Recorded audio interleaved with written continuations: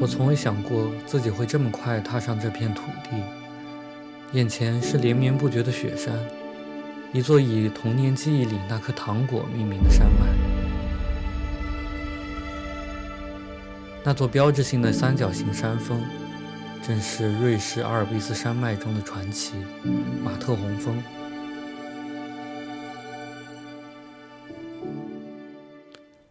我们从英国出发，目的地是马特洪峰山脚下的小镇采尔马特。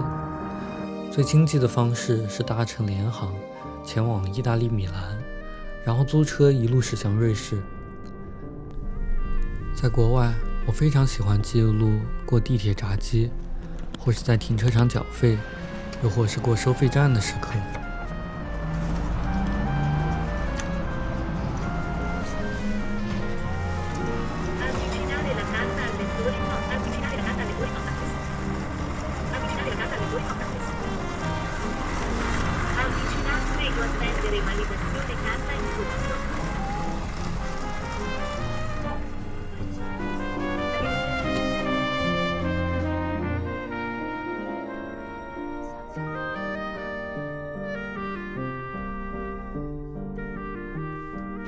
当我们越过意大利与瑞士的边境，窗外的风景也悄然发生变化。积雪在路边逐渐增多，我意识到我们正在穿行阿尔卑斯山区。沿途的公路蜿蜒曲折，涵洞一个接一个。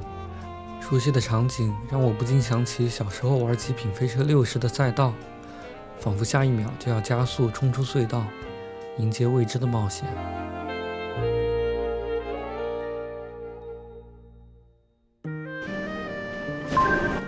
由于采尔马特是无车小镇，不允许任何游客的车辆进入，我们需要在抵达前把车停在一个叫特什的小镇，然后换乘火车。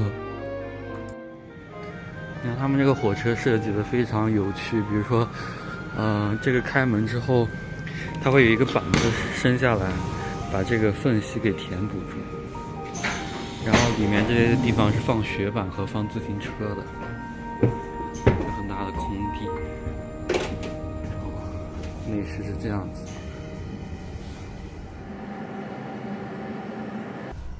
好多种欢迎的语言。现在到采尔马特了，远处天上有个人在飞滑翔伞。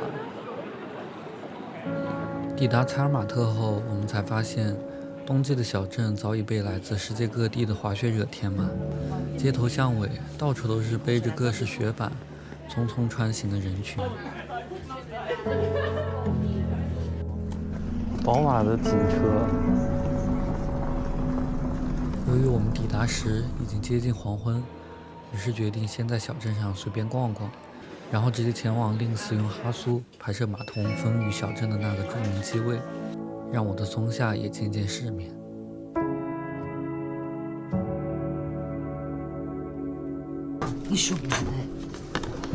Oh, you have a new one? Yes, you don't want? Yeah, sure. 我在每个地方都喜欢买冰箱贴，这次又给我的好朋友猪王寄了一张明信片。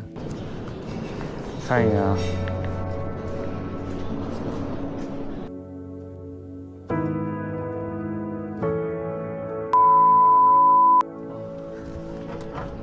OK 了。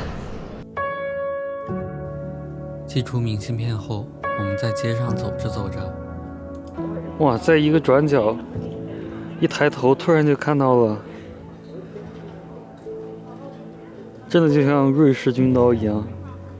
为了不错过最经典的蓝调时刻，我开始赶紧往那个著名的机位走。这个机位爬的已经要累死了，终于到观景台了。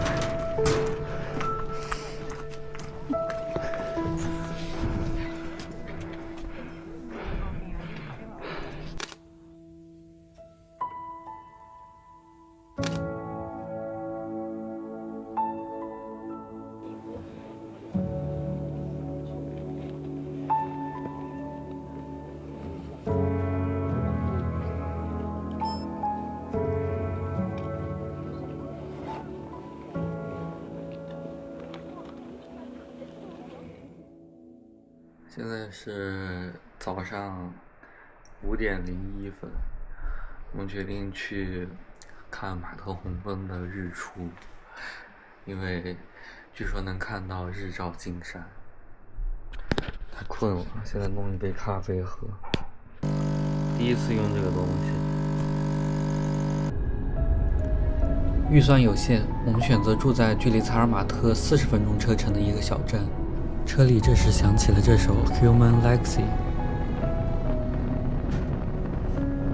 伴随着夜色与山影，我突然有种错觉，仿佛自己在驾驶一艘飞船，穿行在群星之间，朝着雪山尽头的宇宙驶去。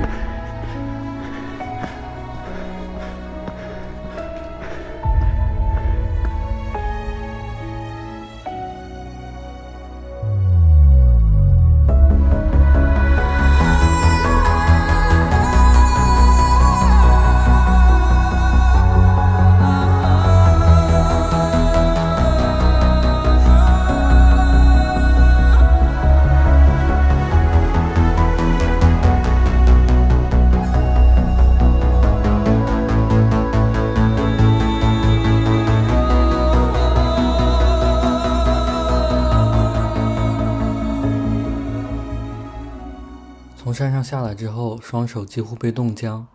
我们决定先找个地方吃点早餐，暖一暖身子，然后搭乘齿轮火车，继续向半山腰进发。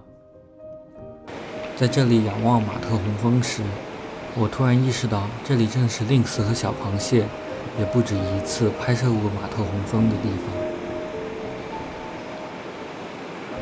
据说那个是最美的观景台，在这个齿轮火车的最高点。Next stop, Findelbach.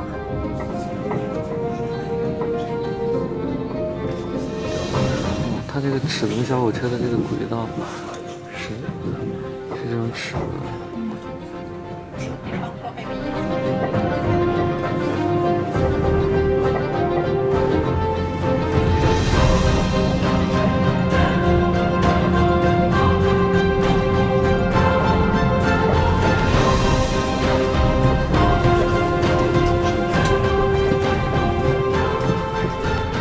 有了齿轮火车的帮助，我们毫不费力就到达了最高的观景台。全都是来滑雪的人们，有很多小朋友。看到那么多滑雪的人，我心里痒痒的，很想自己也试一试。因为我已经2年没有滑雪了，但这次时间真的很紧凑，只能遗憾地对自己说下次吧。这里的海拔3100米，对我这个在青藏高原长大的人来说并不算什么，但对大多数生活在平原的人而言，这已经是很高的高度了。世界最大的巧克力马特洪峰，意思是这一整块都是巧克力吗？这里是一座小型博物馆，介绍了人类征服马特洪峰的历史。它曾被认为是阿尔卑斯山脉中最难征服的山峰之一。它近乎完美的金字塔形状，陡峭的四面岩壁，在19世纪前吸引着无数登山者，却也让人望而却步。1865年，英国探险家爱德华率领的队伍首次成功登顶马特洪峰，但这场胜利伴随着悲剧，下山途中，队伍中的4人不幸坠崖身亡。